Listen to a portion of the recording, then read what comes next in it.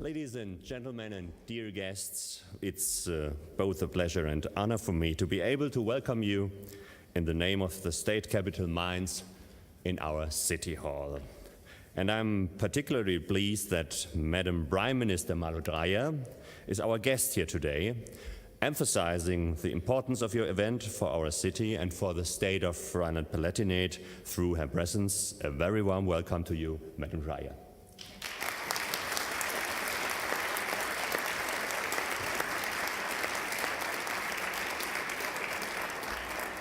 My next greetings are, of course, to our conference guests, above all the chairperson of the European Consortium for Political Research, in short ECPR, and professor at the University of Trento, Professor Simona Piattoni.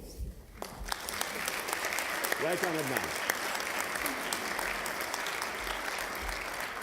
We are all very pleased about your coming and hope that you and your guests will feel at home in every respect in our city. I welcome further with Professor Manuel Sanchez de Dios, the chief organizer of the joint sessions, which are the very heart of the ECPR, or as you say, the jewel in the crown. Welcome.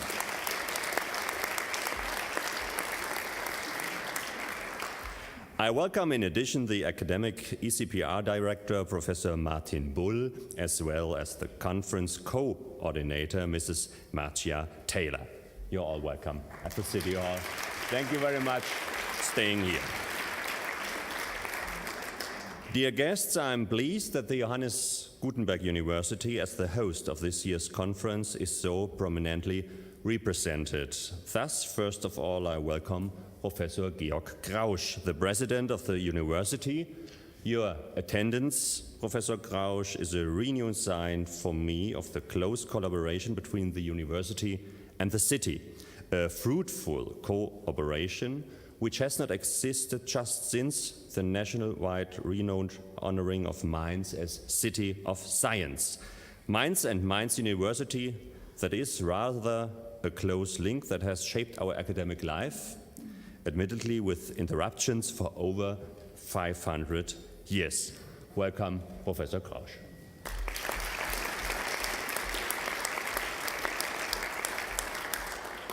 I welcome in addition the Dean of the Faculty of Social Sciences, Media and Sport, Professor Stefan Aufenanger, as well as the head of the Department of Political Science, Professor Kai Arzheimer, and with him, of course, the entire organization team of the conference. Welcome to Mainz City Hall. In the next few days, dear guests, a workshop marathon awaits you. Behind that, it's not just an organizational masterpiece.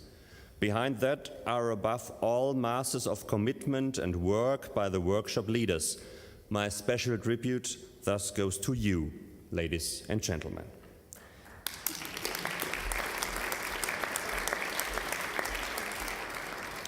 And, of course, I would also not like to forget the many hundreds of academics who have come to us in Mainz. Without you, ladies and gentlemen, the joint sessions simply wouldn't exist. Last but not least, I welcome particularly warmly the Mainz political scientist, Professor Jürgen Falter, our keynote speaker today, in honor of the great Norwegian sociologist Stein Rokkan. Welcome, Mr. Falter.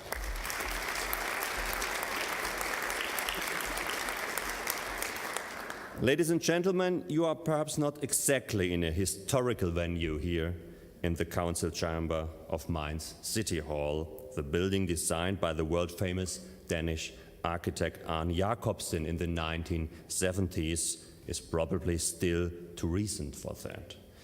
But you are undoubtedly in a high political venue, because here in the council chamber, the political heart of our city beats. The city council meets here, the most important receptions and award ceremonies take place here, and of course an Oberbürgermeister, the mayor, is installed in office here.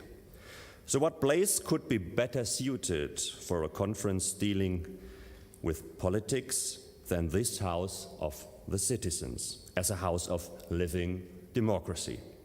And hardly any other city is better suited as a conference venue than one of Germany's oldest cities, in which history was written more than once in 2,000 years. I won't now begin with the ancient Romans, even if our city is full of important relics from precisely this period.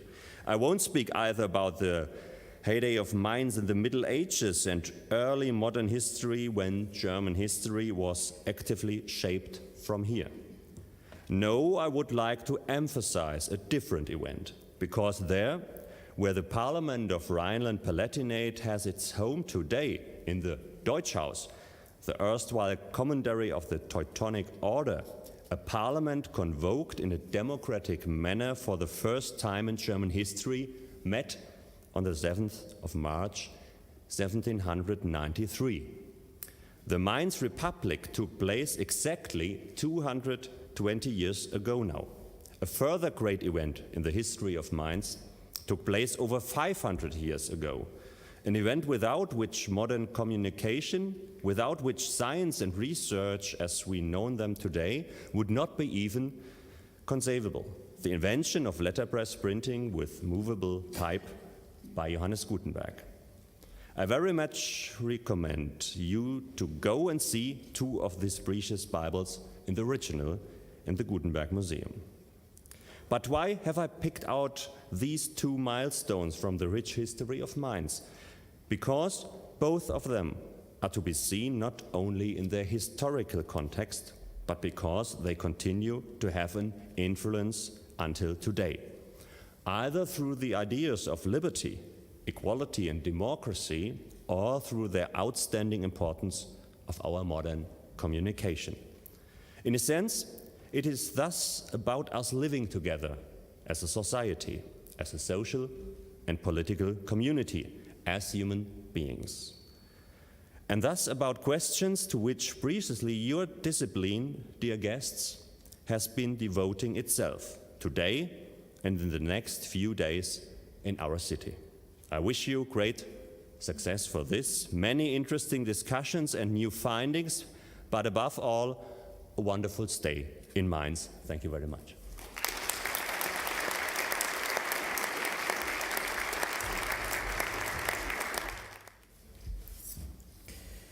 Good afternoon, dear Lord Mayor Ebling. Thank you very much for the warm welcome.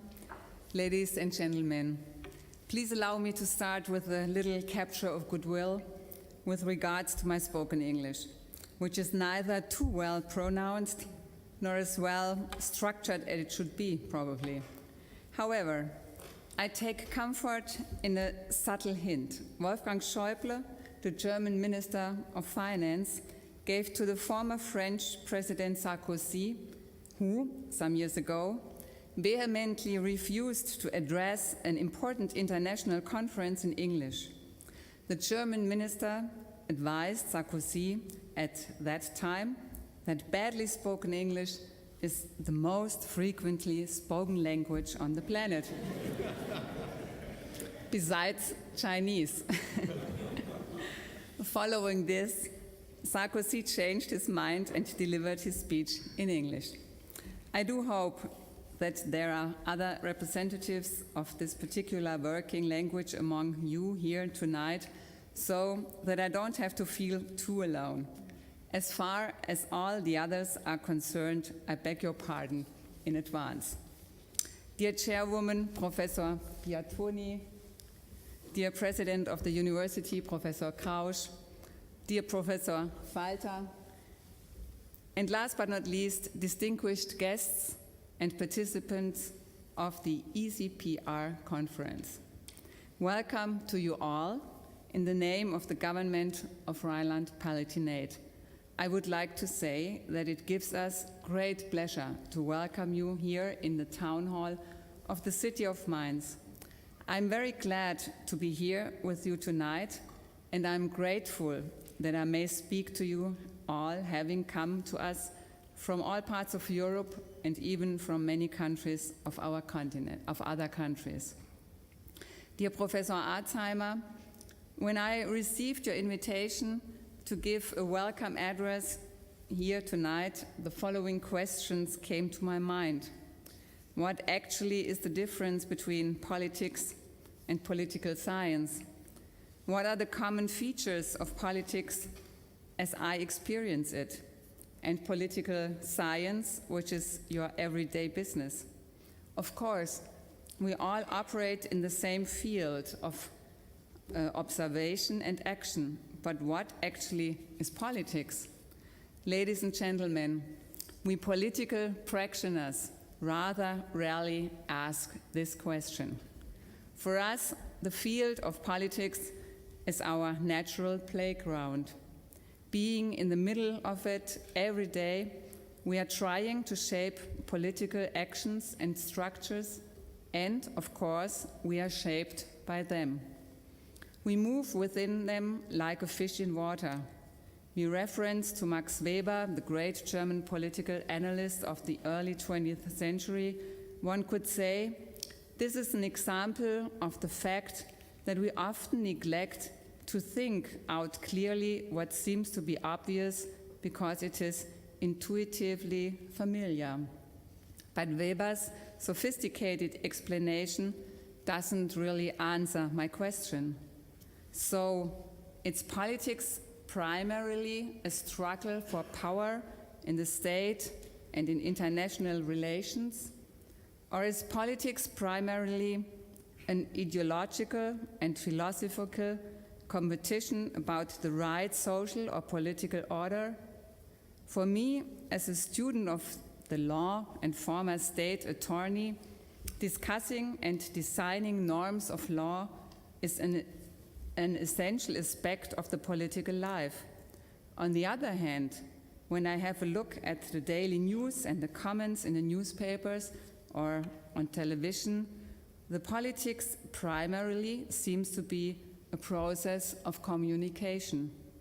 Politics, in a common sense, contains surely something of all of these aspects.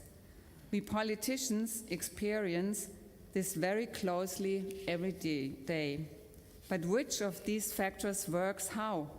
And how do they influence each other?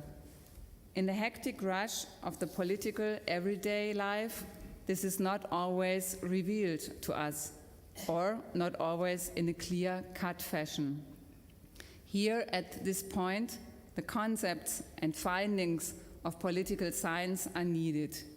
Here you are all called for us as political researchers to create clarity with the means of scientific analysis, critical observation and evaluation, so that we politicians and average citizens as well learn to understand what moves the political world and what it is that holds it together.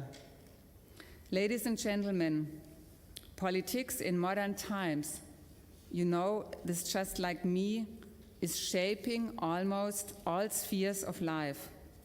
It seems a ubiquitous phenomenon. Nevertheless, there are many national and cultural differences being caused by different historical developments and experiences.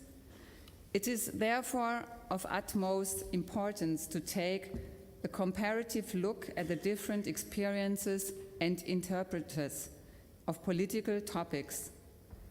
This comparison of different political systems and political cultures is hence an important task of the political science. I even would say it is one of its most important tasks today. Dear Professor Piattoni, in the succession of the outstanding Norwegian political scientist Stein Rokkan, the European Consortium of Political Research has done excellent cross-national cooperative work in this field, and this for more than 40 years. Against the background of the European process of integration and in view of an increasing globalization of all areas of life, this work cannot to be appreciated highly enough. The large number of the European members and the associated institutions from overseas makes clear how successful the ECPR has been in moving forward the international cooperation within the political science during the last 4 decades. Of all activities of the ECPR, the joint sessions of workshops is regarded as the crown jewel, it always was said, of this scientific association, and rightly so.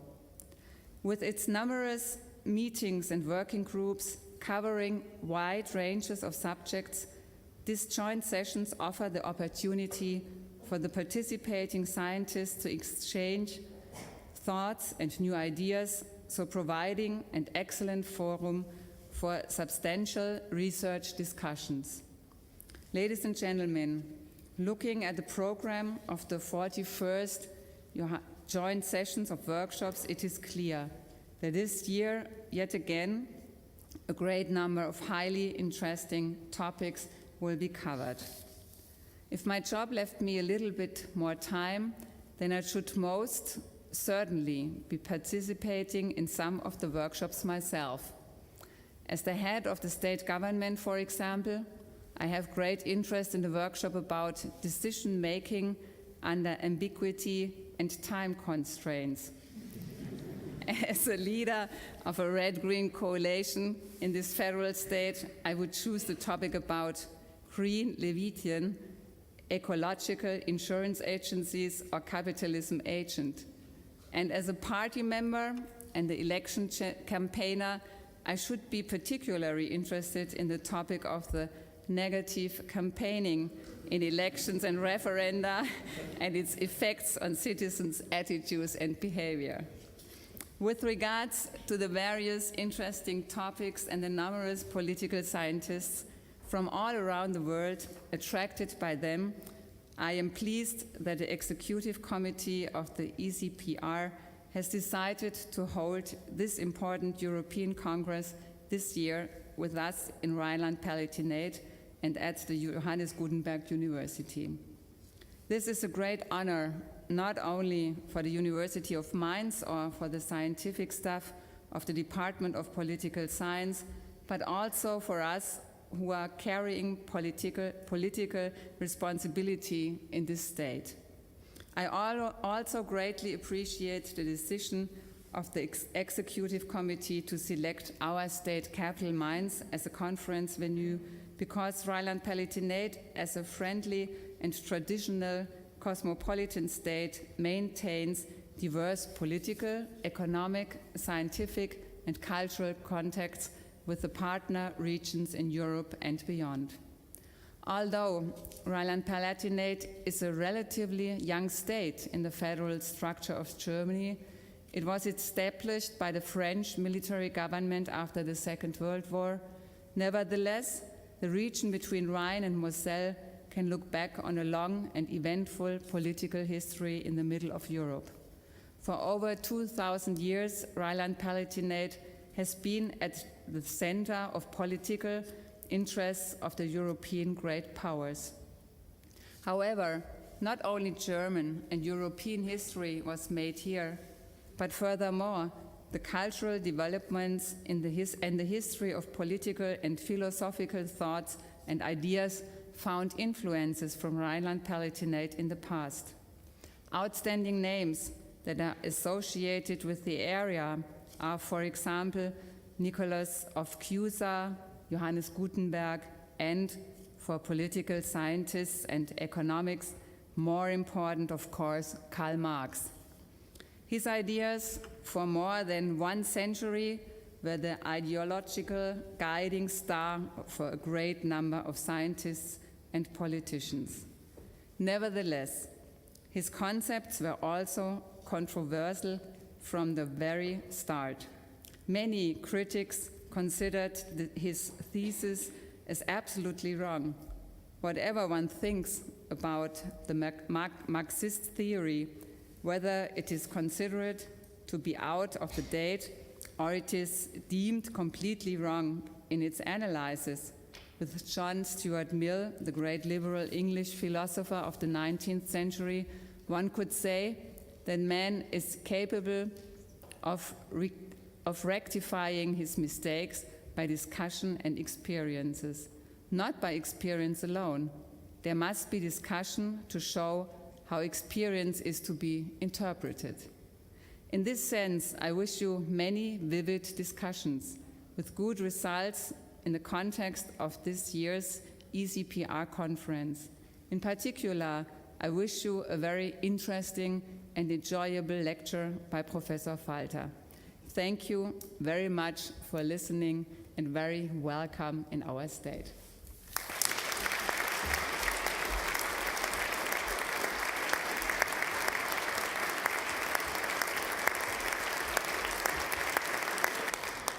Madam President, Mayor, thank you very much for your kind words.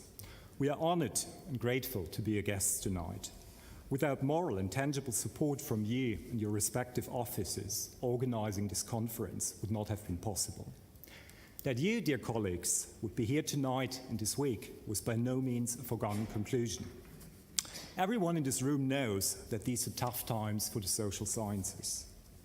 But early on in the process, the state government encouraged us to go ahead with our bid, pledging that they would find ways and means to help us get this conference to Mainz. The mayor, too, immediately recognized the caliber of this event and of our potential guests and opened his house for us, inviting us to the very heart of his city. But this is not just about the opening of chambers, cellars, and coffers, important as that may be. It is also about a dialogue between politics and science.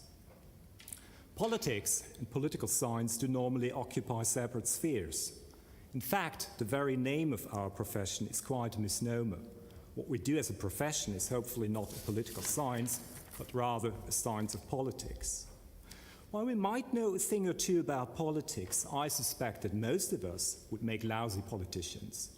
And from Germany's current spate of resignations over plagiarized PhDs, one gets the impression that, as a general rule, politicians do not necessarily make brilliant scientists. And yet, I think we should, as Minister President Dreyer has just suggested, spend more time together. In my humble experience, talking with politicians can be a very useful reality check for us scientists. And hopefully, politicians get something out of this conversation too.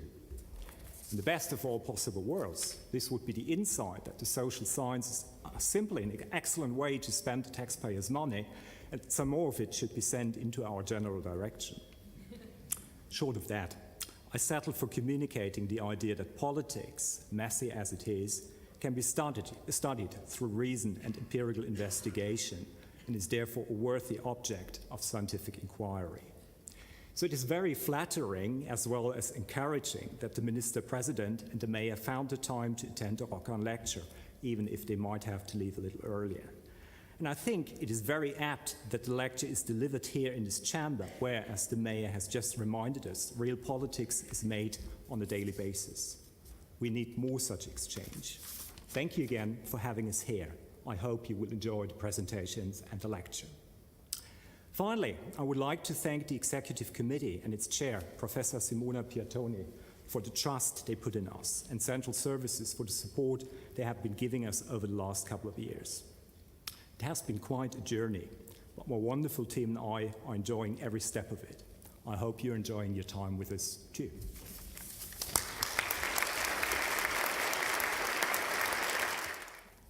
Mayor Ebling, Minister President Dreyer, thank you very much for hosting this ECPR event in Mainz and in the state of Rheinland-Pfalz. You're right, the joint sessions are the flagship event of the ECPR, the oldest and most renowned event, come to its 41st edition this year, gathering some 650 scholars, actually a handful less due to the weather, but never mind. And for 6 days, over a record number of 30 workshops. So really, thank you for your hospitality. But my thanks also go to the president of the Johannes Gutenberg University and to the Department Chair of Political Science, Carla Zeimer, because really they made us felt at home in their rooms and in their halls. And I would say that this is one of the distinguishing features of the joint sessions and of other ECPR events, that we like to be hosted by universities, because so for a few days we truly feel part of the same community of scholars. And really our heartfelt thanks to both of them for truly making us feel part of the same family. My second task, apart from thanking you all, is simply to introduce the awarders of the various prizes that we award today. And so I will introduce them all in one go, and so then the prize award ceremony can start. First of all, Professor Manuel Sanchez de Dios will award the Wildenmann Prize, and as you heard, is also the EC member in charge of the joint sessions, so it will be a particular pleasure. Professor Alexandra Segerberg will present the Jean Blondel Prize. And finally, Professor Nilo Kauppi, instead of Professor Jürgensen, who is still trying to get here, will present the Daalder Prize. So after this very short introduction, please the prizes, and thanks again.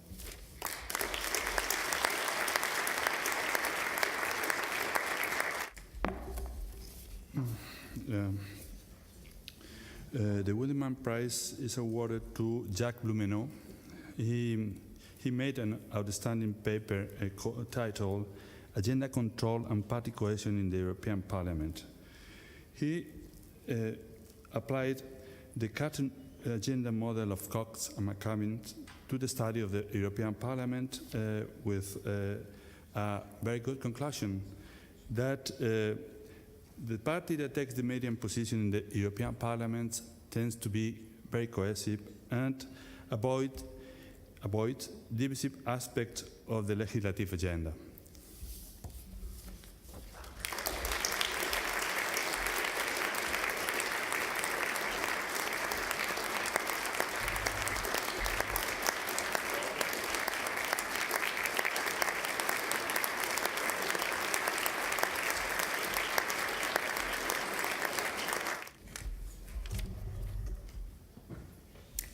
The ECPR created its PhD prize in 2003, and from 2005 it was named the Jean Blondel Prize. This prize is for the best thesis in politics, broadly conceived to include international relations, political theory, and public administration, and so on. And the prize is awarded to the best thesis nominated by a full member institution and a thesis that, with revision, could potentially be published as a high-quality book within the regular ECPR Press Monographs series.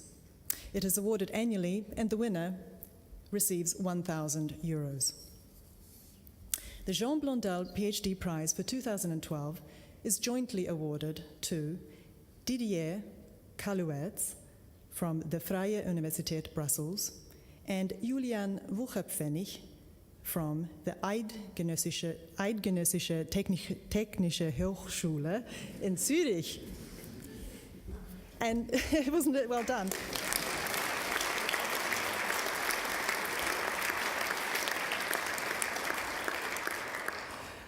I've been practicing all afternoon. This is the first time, I should say, that the prize is awarded jointly to two authors. The jury wished to recognize the outstanding qualities of both dissertations. The jury consisted of Robert Elgi, Piero Ignazi, and Hans-Peter Krisi, and Peter Keneally acted as chairperson representing ECPR Press. Dr. Kaluwerts wins the prize for a dissertation entitled Confrontation and Communication: Experiments on Deliberative Democracy in Linguistically Divided Belgium. This dissertation asks whether exercises in deliberative democracy in deeply divided societies reduce political conflict. Specifically, it examines whether different institutional rules affect the quality of deliberative democracy. It is also, among other things, based on a highly innovative experimental research design. The jury in this case was particularly impressed with the very careful research design and the clarity of the writing style, which makes the thesis accessible to both a professional and a wider audience. Unfortunately, Dr. Kaluwitz could not make it here due to the adverse weather conditions. Dr. Wucherpfennig wins the prize for a dissertation on fighting for change, onset, duration, and recurrence of ethnic conflict. This dissertation examines the role of ethnicity in civil wars. It proposes a theoretically grounded grievance-based model in which the systematic denial of state benefits on the basis of ethnicity creates a collective demand for political change that can lead to conflict. It submits the model to rigorous empirical testing and finds support for it. The jury in this case was particularly impressed by the way in which Dr. Wucherpfennig identified the potential impact of his findings. In contrast to much of the existing scholarship, which assumes that grievances are constant and ethnic conflict is inevitable, Dr. Wucherpfennig's work suggests that if grievances can be accommodated, then conflict can be avoided.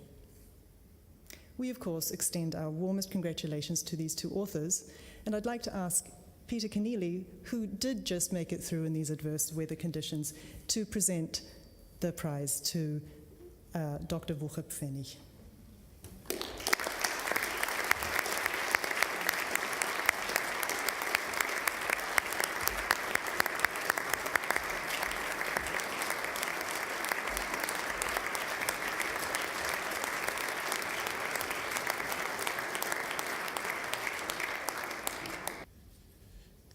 The ECPR, in recognition of Hans Daalder, one of the consortium's founding fathers, has instituted the Hans Daalder Prize. The prize is an award of €1,000 for an outstanding paper presented at the ECPR Graduate Student Conference and is awarded biannually. The Hans Daalder Prize 2013 goes to Katrin Scherman and Laurens Enzer Jedenastik, working in the Department of Government at the University of Vienna. Their paper is entitled Linking Party Pledges to Policy Outcomes, the Austrian Case. The committee emphasizes three features. The author's conclusion is clear: certain institutional conditions do increase the likelihood of pledge fulfillment. Moreover, the paper is well designed and laudably focused. Finally, the methodology of the paper is well elaborated, it can be replicated. The prize committee congratulates the prize winners for their great accomplishment.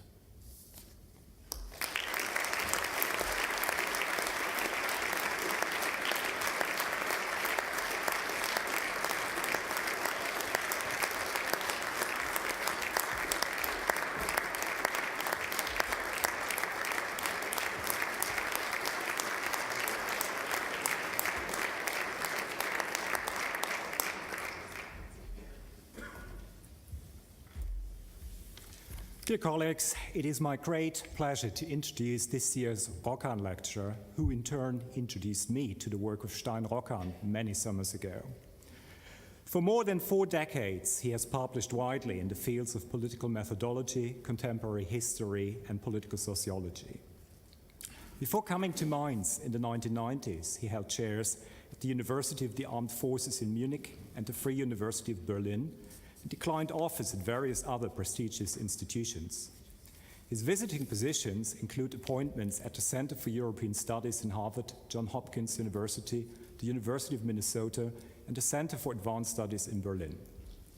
He has served in too many academic offices to mention them all, including stints as Dean of the Social Science Faculty here in Mainz, long-term member of this university's Academic Senate, and President of the German Political Science Association. While he is perhaps best known for his work on the voters of Hitler's original Nazi party, he has also published a number of articles on the social composition of the party itself after gaining access to what remains of the party's member register. But although this part of his work is certainly impressive, in conversation he often gave the impression that he considered it somehow unfinished. And so I felt very happy for him when last year, after his official retirement, he He was appointed senior research professor so that he could return to this project unfettered by teaching obligations and administrative duties. Tonight, he offers us a glimpse into his current work on the social basis of National Socialism. Dear colleagues, I give you Professor Jürgen Daalder.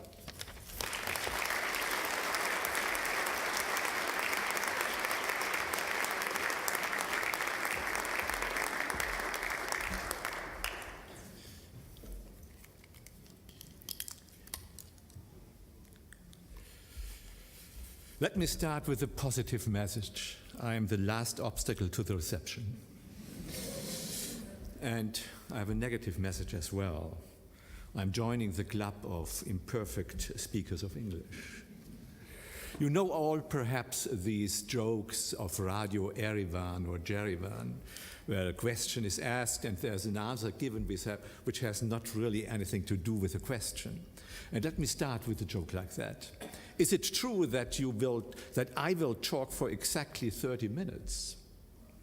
In principle, yes, but only if you stop all clocks after 29 minutes. No, Mrs. Prime Minister, I will try to be as short as possible, actually. I know about your time restraints. Okay, political cleavages in the Weimar Republic and the rise of National Socialism. The notion of cleavage is at least twofold.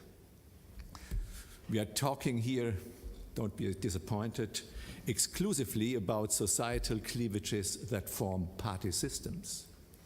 The conception was developed, as you all know, by Seymour Martin Lipset and Stein Rokkan in the 60s.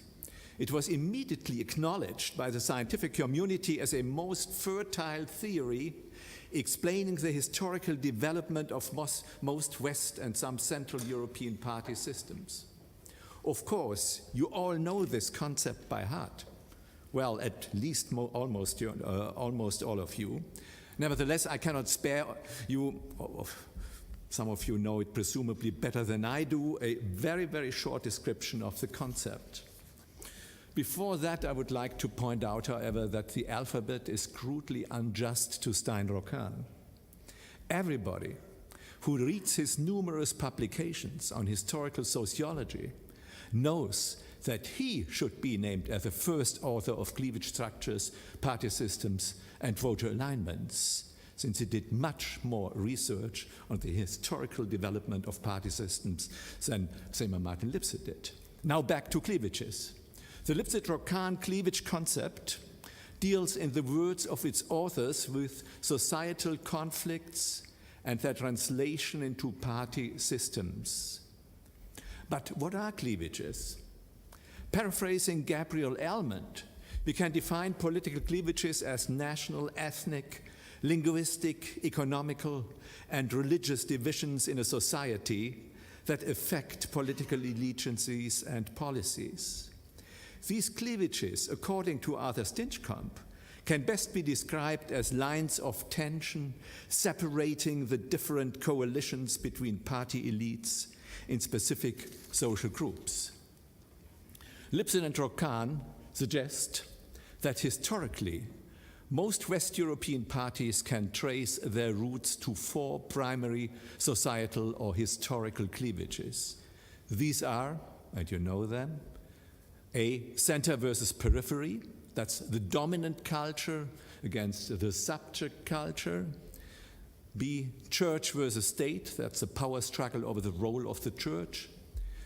C, primary economy versus secondary economy, that's the agricultural industrial cleavage.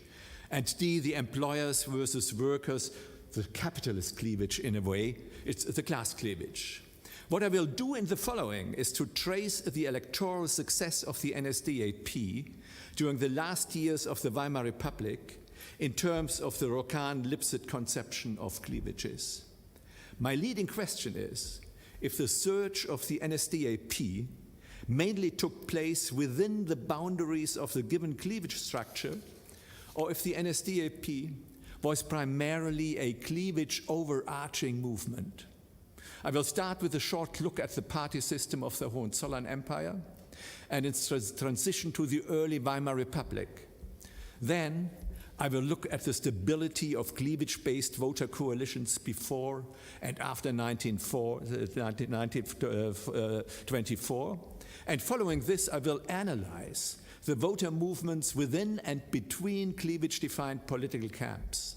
And finally, I will ask if the NSDAP was indeed a cleavage-transcending party in looking at the social composition of its electorate and party membership. Let me start with political cleavages in the Hohenzollern Empire and the early Weimar Republic.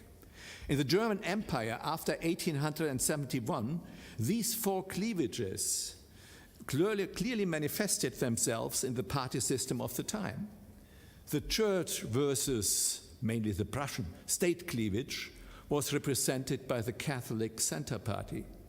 The primary versus secondary economy cleavage by the agrarian-based conservative parties on the one hand, and the liberal parties on the other, and the class cleavage by the Social Democratic Party, and the center versus periphery cleavage by national and ethnic minorities such as the Danish Party, the Polish parties, the parliamentarian group of the Alsace-Lorraine deputies, and the Welfen Party, which wanted to restore the old state, the old kingdom of Hanover.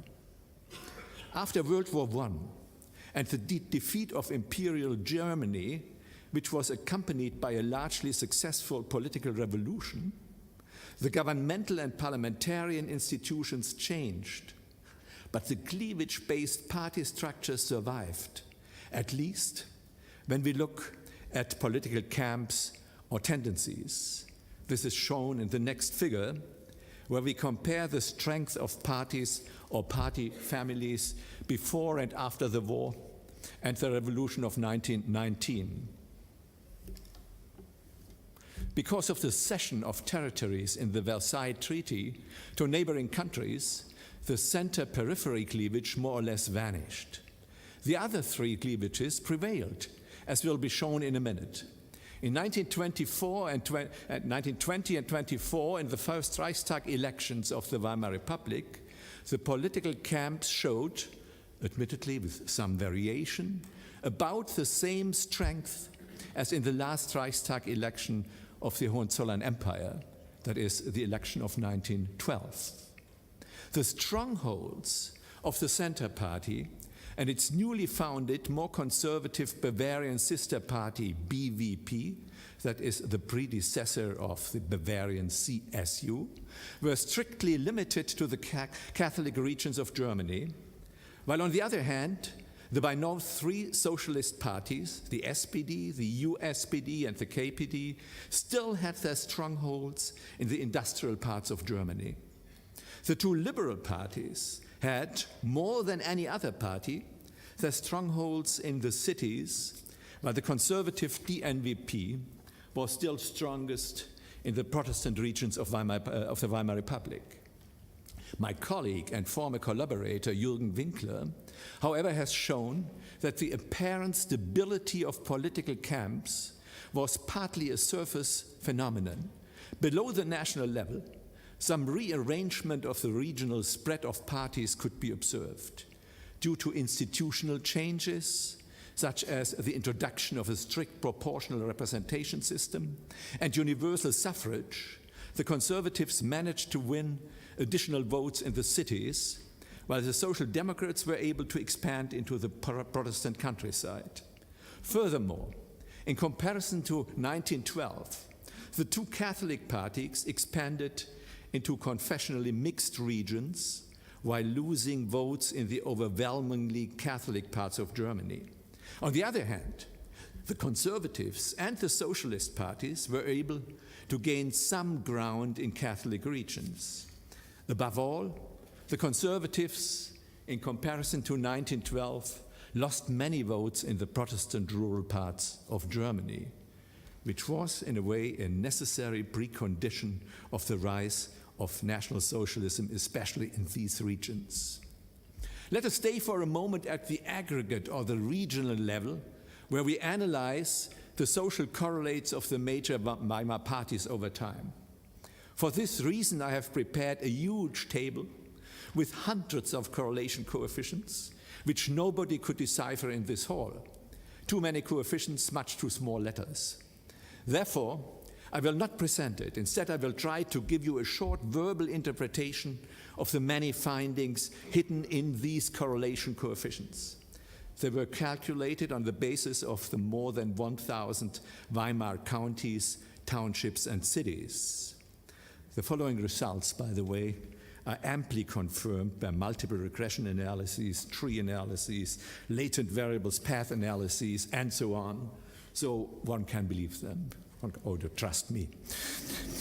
It is evident from our figures that the confessional cleavage remained of major importance for the two Catholic parties until the very end of the Weimar Republic. Reverse voting patterns may be found for the two socialist parties, especially the SPD and for the DNVP, all of which up to the end were rooted in Protestant regions.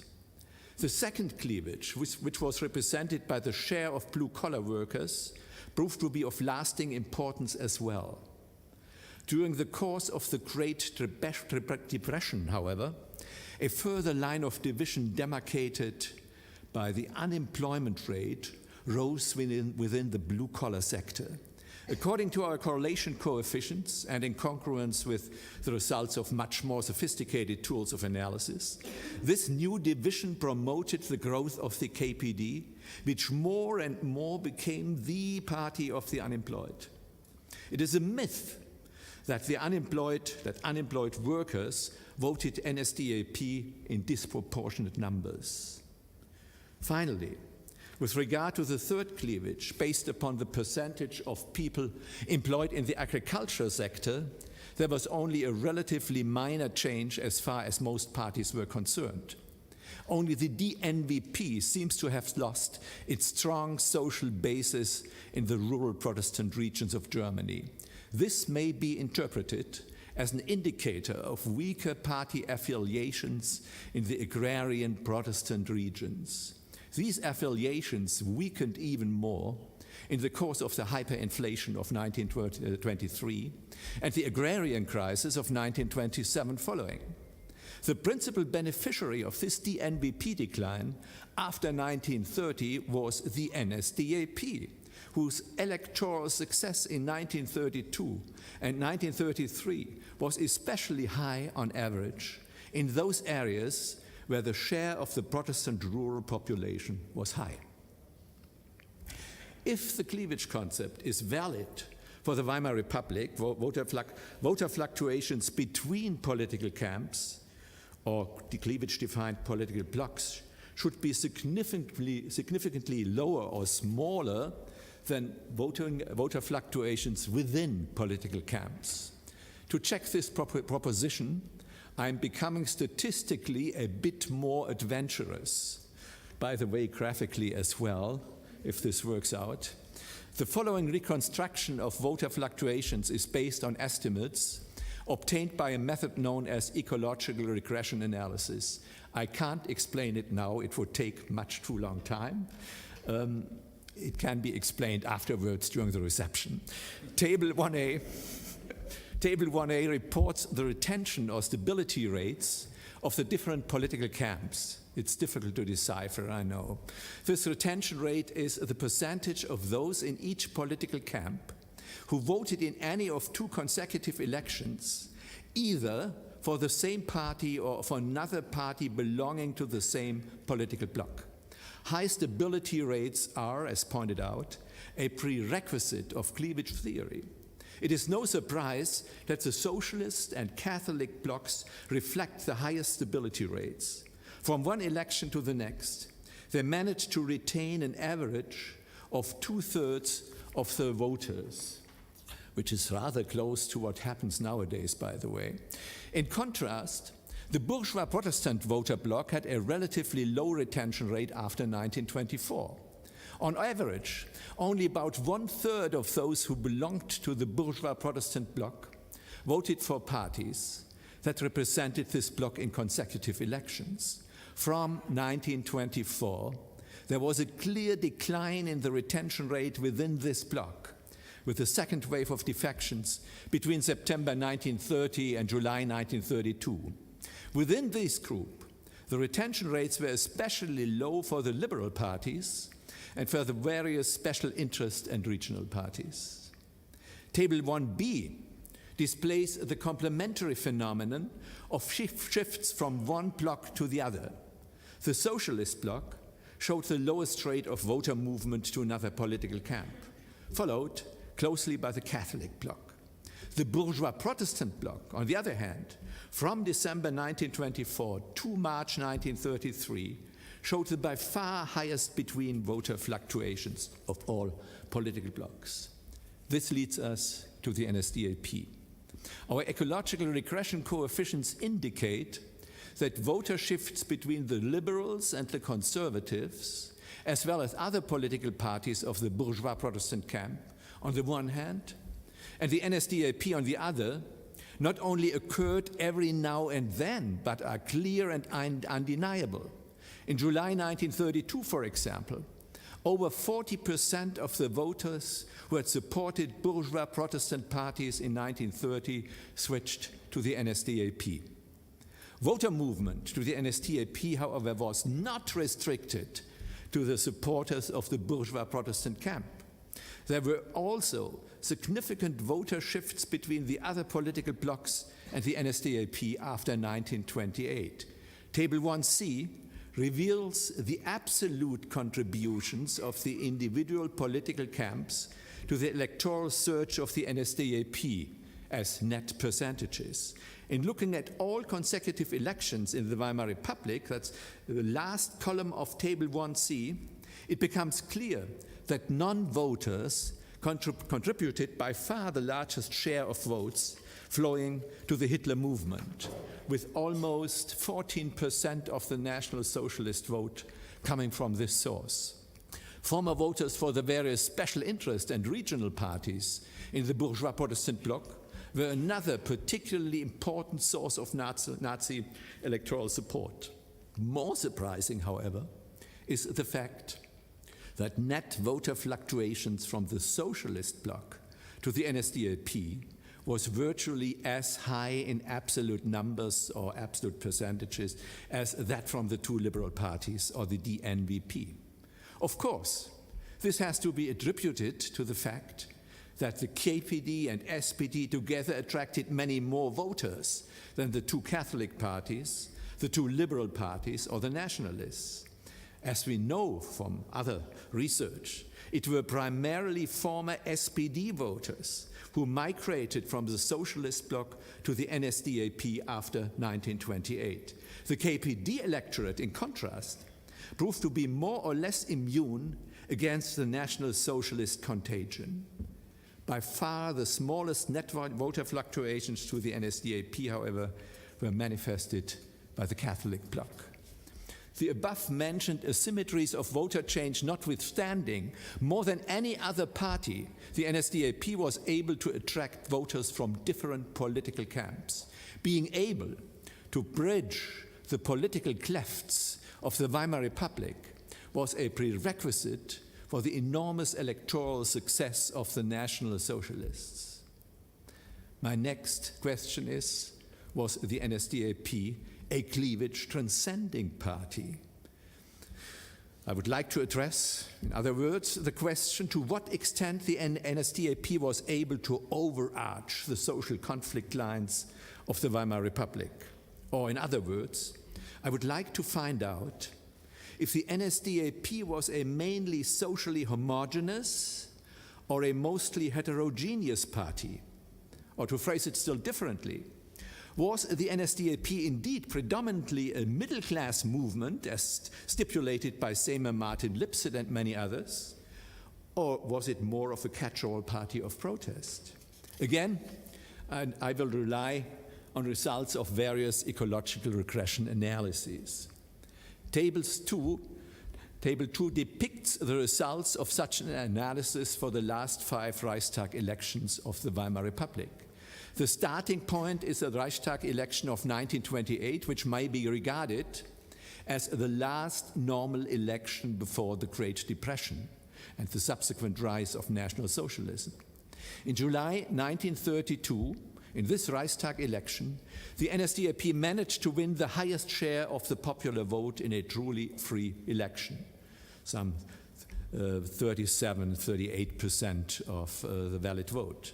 The March 1933 election, which took place after Adolf Hitler became appointed Reich Chancellor, is to be characterized as only half free, but still, the voters had a chance to opt for all parties on the ballot, and there were still all parties on this ballot. Our results indicate, with regard to the social background of the NSDAP voters, a much less distinct composition of the Nazi electorate than is implied by most varieties of the middle-class hypothesis.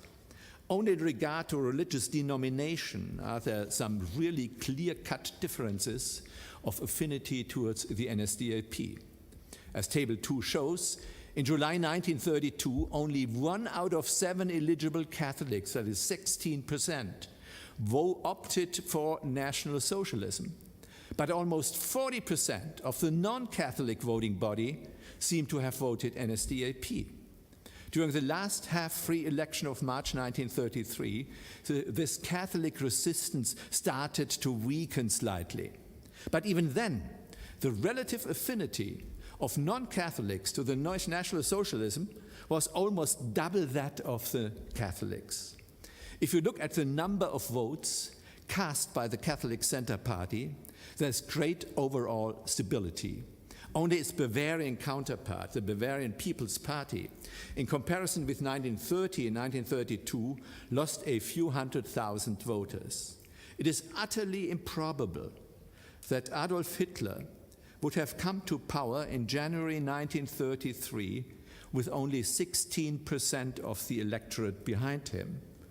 This is the share of the vote he might have got in July 1932 had all of Germany been Catholic and the patterns of voting behavior the same overall.